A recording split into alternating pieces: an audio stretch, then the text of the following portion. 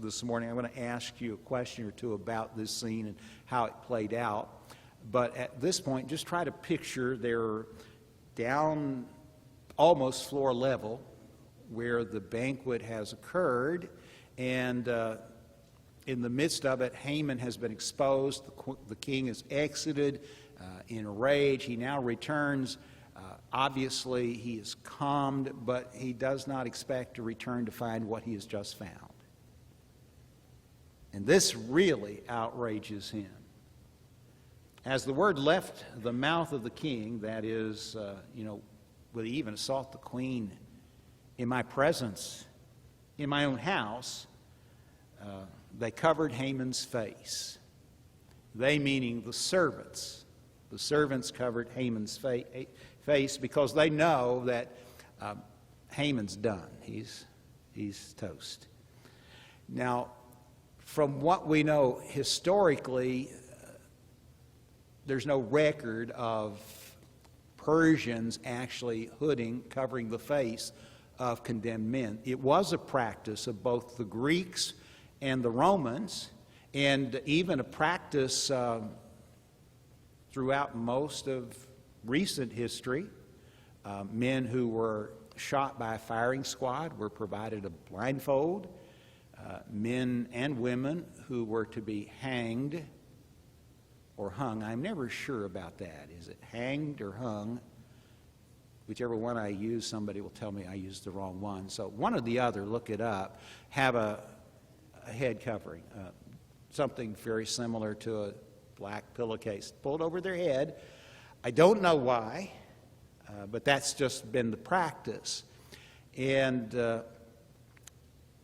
did the Persians adopt it from the Romans and the Greeks? I don't have any answer for that other than tell you if you do a lot of reading in preparation for our study, you may encounter this and maybe you can figure it out more successfully than I have. I'm just going to accept the text as being correctly translated and saying, in this case at least, they covered Haman's head and led him away. Then Harbona, one of the eunuchs in attendance to the king, said, "Moreover, the gallows that Haman has prepared for Mordecai, whose word saved the king, is standing at Haman's house 50 cubits high." Now, I can tell you with certainty that the gallows is not the gallows that we typically think of where someone is executed by means of hanging. They did not do that. They would crucify or they would impale. But at this point, they were not hanging condemned men. But they did impale them, and in all probability, the word simply means, in its very core, the wood. And so he would have been impaled on this extremely tall platform where everyone could see what happens to lawbreakers. There is throughout all of biblical history an acknowledgement that such actions are prohibitive. They convey a message. And the message is, this is the fate of those who break the law. And it became a spectacle. By the time we get to the New Testament, when the Romans crucified an individual, they led him through the streets, bearing his own cross if possible, for all to see, because it sent the message, this is what happens when you don't do what you should. And crucifixions, typically, if possible, took place on an elevated spot where everyone could see. Golgotha, or Calvary, Golgotha is the Aramaic term, and Calvary is the Latin term for the place of the skull, a hill outside of the city, because the Jews would not allow crucifixions in their city, obviously, and the Romans were at least willing to give them that, so they took them outside and Jesus and two thieves were crucified. And there was the march to the place of execution, again, to say this is what Rome does to people who break the law. And this is a public spectacle. Haman wanted Mordecai so killed because he just had such hatred. He wanted everybody to see the humiliation and the death of his enemy. Little did he expect that this instrument of death designed for Mordecai would be his own undoing, but that in fact is what happened. And chapter 7 therefore comes to a close. It says, here is the gallows. It's 50 cubits high, that's 75 feet if a cubit is 18 inches. The king said, hang him on that. So they hanged Haman on the gallows that he had prepared for Mordecai. And then the wrath of the king abated. So that anger, if it had lessened while in the garden, and then it was rekindled when he saw the queen being in his eyes assaulted, is now going to be abated again. And chapter 7 comes to a close, which leads to chapter 8 next week. It can't be that time already. I have a question that I wanted to raise in conjunction with Haman falling before the queen and seeking deliverance. Why did the queen not forgive Haman? Let's fast forward to Acts 7 and the stoning of Stephen, the first Christian martyr. As they are stoning Stephen, Stephen looks up and he sees Jesus standing at the right hand of the Father. And he prays a prayer very similar to that Jesus prayed from the cross. Father, forgive them. They don't know what they're doing.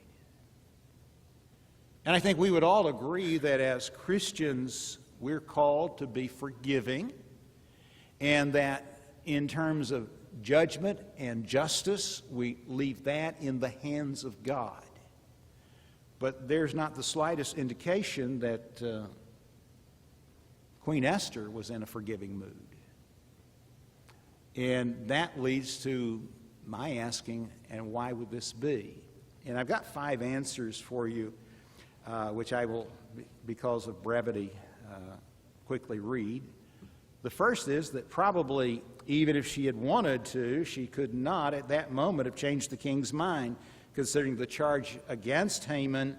It would have been dangerous to her to defend him. If the king believes that he's making improper advances and she defends him and says we need to tread lightly, demonstrate grace and forgiveness, would that not imply, at least immediately, that maybe there was something going on between the queen and Haman? She can't defend him in that setting without leaving at least that thought in the mind of the king. Whatever she might have been inclined to do, secondly, she didn't have the opportunity to do because the king's entrance interrupted the conversation between her and Haman. He's in the midst of falling at her feet, begging her when the king enters, and that conversation had to come to a close in a hurry. And so she couldn't proceed further, even if she had wanted to, which I seriously doubt. More significant is the fact that Esther had to think not just of herself and her physical or personal injury. Haman had done irreparable harm to her, at least in the king's eyes, and furthermore, she is a representative of God's people, and it was her responsibility to see that the enemy is destroyed. With Haman alive, Israel could never be safe. I will just tell you, I think there are some things that are so heinous, so foul, so far afield that the only proper response is death. And I realize there are people, well-meaning, honest, sincere people who would disagree with that, but I am compelled to remind you of Romans 13 and that civil authority does not bear the sword in vain. I think the sword represents punishment inflicted on evildoers, because in that text Paul says you do what's right. If you obey the law, you have nothing to fear. But if you choose to disregard the law, there ought to be consequences, and sometimes the consequences call for execution. That's my opinion based on what I believe Romans 13 teaches. It's in, I believe, complete harmony with everything in the Old Testament and everything I read in the New. But again, not everybody sees it that way, and I understand that. Fourth, the Old Testament did not teach that one should seek personal revenge. Instead, it suggested that one should return good for evil. Nevertheless, it differed from the New Testament. Israel was a physical nation which required physical protection. As Christians, we are a spiritual kingdom.